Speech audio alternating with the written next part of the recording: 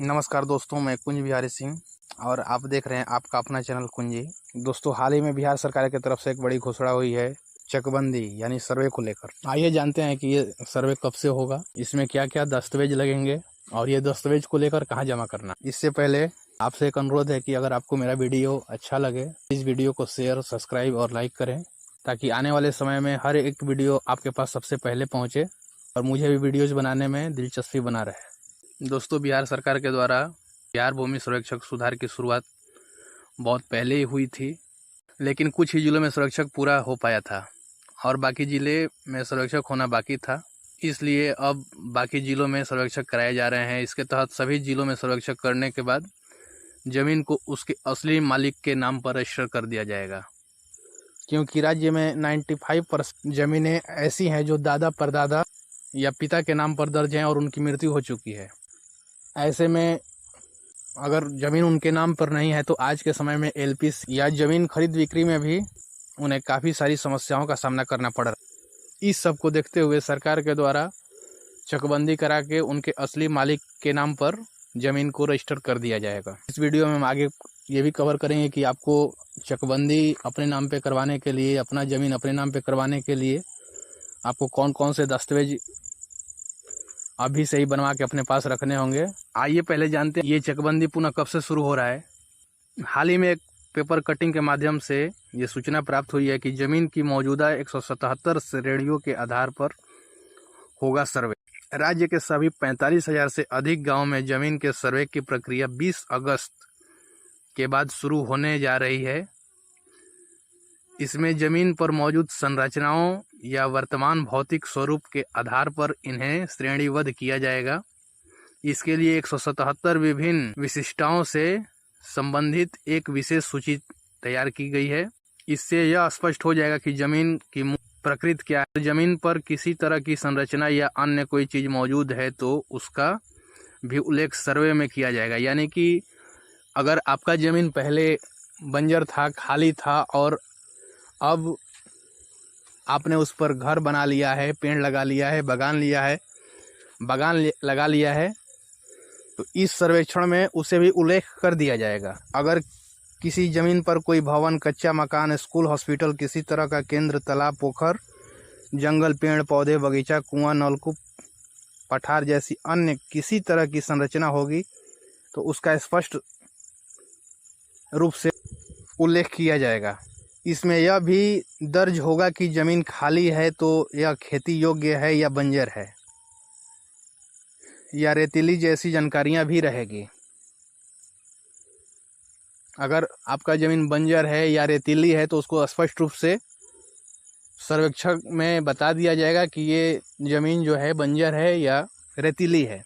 जमीन की प्रकृति यानी सरकारी या निजी के अलावा गैर मजरूआ, आम, खास समेत अन्य आधार पर श्रेणीबद्ध करने के साथ ही इन विभिन्न विशिष्टताओं का भी वर्णन सर्वे में खासतौर से किया जाएगा।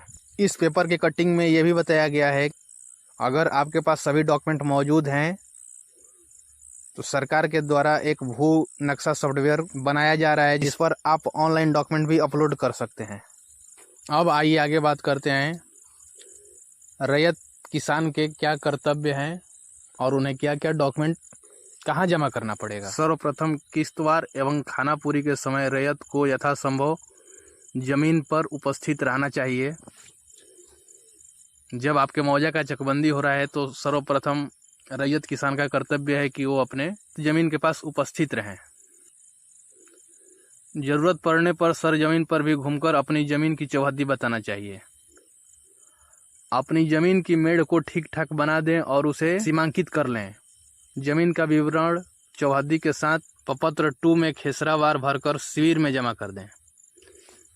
एक हर पंचायत स्तर पर शिविर लगाया जाएगा जिसमें आप अपना सीमांक बनाकर चौहद्दी का प्रपत्र ख ऑनलाइन निकलता है, उसे आप निकाल कर और उसे शिविर में जमा करें। साथ ही साथ घोषणा पत्र, जमाबंदी संख्या के विवरण, मालगुजारी रसीद की छाया प्रति, खतियान की नकल यदि है तो, मृत जमाबंदी, रैयत की मृत्यु की तिथि या मृत्यु प्रमाण पत्र की छाया कॉपी। जो दादा परदादा हैं उनके मृत्यु प्रमाण पत्र या मृत्यु की तिथि, आप आवेदन या हित अर्जन करने वाले का मृत्यु का वारिस होने का प्रमाण, एक ऐसा प्रमाण पत्र जो आपके दादा परदादा से मिलकर आपके पास आती है, उसमें आप वंशावली भी लगा सकते हैं।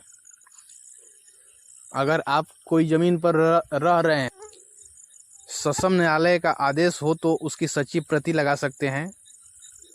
रैयत अपनी वंशावली प्रपत्र 3 में भरकर संलग्न कागजात के साथ शिविर में जमा करेंगे। जो आपके पंचायत स्तर पर शिविर लगने वाला है उसमें आप ये सब डॉक्यूमेंट लेकर जो भी कर्मचारी रहेंगे या विभागीय अधिकारी रहेंगे उसके पास जमा कर सकते हैं। प्रपत्र 7 एवं LPM मिलने के बाद ठीक से जांच कर लें। गलत होने पर प्रपत्र 8 में आपत्ति दें।